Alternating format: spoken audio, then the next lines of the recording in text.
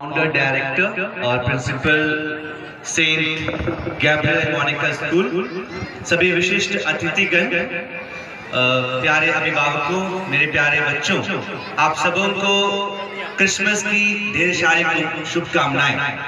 मैं आज अपने आप को बहुत सौभाग्यशाली समझता हूँ कि मुझे आप लोगों के बीच में इस क्रिसमस गैदरिंग में आने का मौका मिला। और मैं पिछले 3-4 सालों से यहाँ पर क्रिसमस गैदरिंग में आ रहा हूँ। मुझे बहुत अच्छा लगता है जब मैं यहाँ पर आके आपके बच्चों के कार्यक्रम जो प्रदर्शित करते हैं उसे देखने का सौभाग्य मिलता है। और आपके नन्हे मुन्ने बच्चे बहुत ही होनहार हैं, टैलेंटेड हैं। आप सबों को बहुत बधाई हो। हम जब क्रिसमस मनाते हैं, क्रिसमस के अवसर पे हमें हमेशा एक नाटिका दिखाई जाती है। और आज भी आप सबों को शुरुआत में ही एक नाटिका दिखाई गई जिसमें आप देख पा रहे थे किस प्रकार से प्रभु यीशु मसीह का जन्म होता है। जब रियल क्रिसमस हुआ था, जब प्रभु यीशु मसीह का जन्म होने वाला था, उस समय में हम पाते हैं कि माता मरियम और संत यूसुफ जगह खोज रहे थे। क्योंकि माता मरियम गर्भवती थी, वो दरवाजे जा रहे थे। संत यूसुफ कह रहे थे मेरी पत्नी गर्भवती है, हमें जगह की जरूरत है। लेकिन कोई उनको जगह नहीं दे रहा था, बस आगे बढ़ने के लिए बोल रहा था कि हमारे पास जगह नहीं है, आप आगे जाइए। और एक घर में उनको बोला जाता है हमारे पास जगह तो है लेकिन वो गौशाला है। और वहां पर वो मसीहा जन्म लेना स्वीकार करता है। वो महान परमेश्वर अपने आप को इतना विनम्र बना देता है कि वो अपने आप में शर्मिंदा महसूस नहीं करता है। वो मसीहा जो सबका सहारा बन के आने वाला था, उसी को सहारा नहीं मिलता है, उसी को जगह नहीं मिलती है। एक कारण रहा होगा, चूंकि वो परिवार गरीब था। हम अभी के वर्तमान समय में भी देखेंगे, गरीबों को साधारणतः कोई पूछता नहीं है। हमने आज के कार्यक्रम में ही देख लिया, जब हमारे विशिष्ट अतिथिगण आए, हम उनके सम्मान में उठ गए, जो कि जायज है, वो हकदार हैं उसके, क्योंकि उन्होंने अपने आप को उस लायक बनाया है, उस मकाम तक वो लोग पहुंचे। लेकिन गरीबों को साधारणतः कोई पूछता नहीं है। जब कोई व्यक्ति यहाँ पर फटे पुराने कपड़े में आएगा, हम उसको उतना नहीं पूछेंगे। लेकिन कोई व्यक्ति जो यहाँ पर विशिष्ट अतिथि के रूप में बुलाया गया है, हम उसको पूछेंगे। प्रभु यीशु मसीह भी एक गरीब के रूप में जन्म लिए।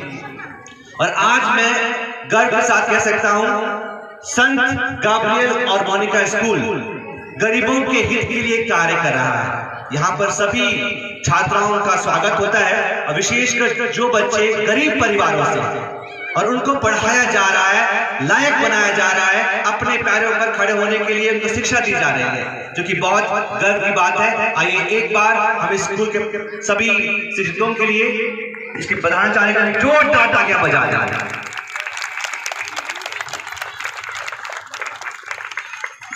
बात हो रही थी कि धनी का स्वर्ग में प्रवेश करना कठिन है। एक गरीब अगर उसे सवाल किया जाए आप क्या करना चाहते हैं लाइफ में, वो हमेशा बोलेगा कि मुझे सुनिएगा, मैं पैसा कमाना चाहता हूँ, मैं बड़ा घर बनाना चाहता हूँ, बड़ी गाड़ी खरीदना चाहता हूँ। कोई गरीब नहीं बोलेगा कि मैं गरीबी में ही मरना चाहता हूँ, कोई नहीं बोलेगा। और वैसे ही धनी बनना गलत नहीं है। हमारे ये जो बच्चे हैं, भले गरीब परिवारों से आते ही क्यों ना हो, वो भी सपने देख रहे होंगे अमीर बनने के, बड़ा घर होने के। और इसलिए अपने आप में धनी होना गलत नहीं है। कुछ दिन पहले एक महान व्यक्ति की मृत्यु हुई। उस व्यक्ति ने अपने संपत्ति का लगभग 60 से 70% हिस्सा गरीबों के लिए, देश के भलाई के लिए दान दे दिया। क्या आप उस व्यक्ति का नाम जानते हैं? क्या है उस व्यक्ति का नाम? रतन टाटा, जो भारत देश के नंबर 1 रिच व्यक्ति नहीं बन पाए। उनके पास 100+ कंपनियां रही और अभी भी चल रही हैं, लेकिन उन्होंने सबके दिल को जीत लिया। इतना धनी होने के बावजूद, इतना धनी होने के बावजूद वो सरलता का जीवन जी रहे थे और दूसरों के लिए सोच रहे थे। जो पैसे हम कमाते हैं धनी बनने के लिए, वो किस जरिए से बनाते हैं? क्या मैं वो पैसे बेईमानी से कमा रहा हूं या ईमानदारी से कमा रहा हूं? जो पैसे मैं कमा रहा हूं वो क्या मैं बस अपने लिए कमा रहा हूं या दूसरों के लिए भी कमा रहा हूं? तो आप जब धनी बनते हैं, आपकी एक जिम्मेदारी बन जाती है कि जो धन परमेश्वर मुझे दे रहा है वो धन केवल मेरे लिए नहीं है, उस धन से क्या मैं दूसरों के लिए भी भलाई कर सकता हूं? अगर आप वो कर पाते हैं तो आप भले कितने भी धनी क्यों ना हो जाए, स्वर्ग राज में आपको जगह मिलेगी। प्रभु का वचन कहता है बाइबल में मत्ती के सुसमाचार में अध्याय 6 पद संख्या 31 में, तुम सबसे पहले स्वर्ग राज्य और धार्मिकता की खोज में लगे रहो और बाकी सब चीजें तुम्हें यूं ही मिल जाएगी। कल की चिंता मत करो, कल अपनी चिंता स्वयं कर लेगा। आज की चिंता आज के लिए काफी है। हमारे जीवन में बहुत प्रकार की चिंताएं होती हैं। पढ़ाई को लेकर चिंताएं होती है, रोजगार को लेकर चिंताएं होती है, जिसकी शादी नहीं हो रही होती है उसके लिए चिंता होती है, जब कोई बीमार हो जाता है उसको चिंता होती है। लेकिन प्रभु का वचन कहता है तुम सबसे पहले मुझे याद करो और तुम्हारी सारी चिंताओं को मैं हर लूंगा। और आज वही संदेश मैं आप लोगों को देना चाहता हूं कि बालक यीशु इस दुनिया में इसलिए आए क्योंकि वो कहना चाहते हैं मैं तुम्हारे साथ हूं। जो शब्द उनके लिए प्रयोग होता है इम्मानुएल। आज हमने नाटिका में देखा, सुना, मैं तुम्हारे लिए आनंद का संदेश लेकर आया हूं। हमें कितना आनंद मिला जब हमारे मुख्य अतिथि हमारे बीच में आए। जब हमारे बीच में कोई आता है हम आनंद से भर जाते हैं, हमारे जीवन में आनंद आता है। और वो परमेश्वर का पुत्र स्वर्ग छोड़कर हमारे लिए धरती पर आया और इसलिए धरती आनंदित हो गई और वो हमेशा हमारे बीच में उपस्थित है। प्रभु का वचन कहता है मैं सदा सर्वदा तुम्हारे साथ रहूंगा। आज वो भले ही प्रत्यक्ष रूप से हमारे बीच में नहीं है, पर जो मेरे बगल में बैठा हुआ है, मेरे घर में जो माता पिता है, जो मेरे भाई बहन है, उसके रूप में वो मेरे बीच में उपस्थित है। आज प्रभु यीशु ख्रीस्त हमारे बीच में हमारे ही भाई बहनों के द्वारा, दोस्तों के द्वारा उपस्थित हैं। हर बर्थडे में हम उपहार देते हैं, दूसरों को गिफ्ट देते हैं।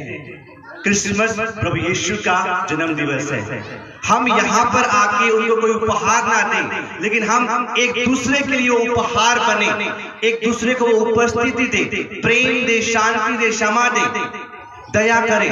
जब हम ये कर पाते हैं हम उस प्रभु यीशु ख्रीस्त के लिए वो गिफ्ट दे रहे हैं। जो हमारे बच्चे इतने अच्छे यहाँ पर पैकेट में लिखे हुए हैं, कितने अच्छे अच्छे गिफ्ट इन्होंने लिखे हुए आज हमारे लिए। तो आज के दिन में मैं अपने संदेश को छोटा ही रखूंगा और शुभकामनाएं करता हूँ आप लोगों के लिए कि परमेश्वर आप लोगों के घरों में, आप लोगों के जीवन में अपनी प्रचुर आशीष बरसाए, आप लोग को आशीषित कर दे। और आपके जो बच्चे स्कूल में पढ़ रहे हैं ये, और आप जो माता पिता आज उपस्थित हो पाए हैं, हमेशा प्रेम में रहें, एकता में रहें, भाईचारे के साथ रहें, जिससे हमारा जो देश है प्रगति की राह पर बढ़ता जाए। मैं और एक बार धन्यवाद देना चाहूंगा मैम सुषमा को, जिन्होंने मुझे आपके बीच में बुलाया और आप लोगों को संबोधित करने का मौका दिया। ईश्वर आप लोगों को आशीष प्रदान करे।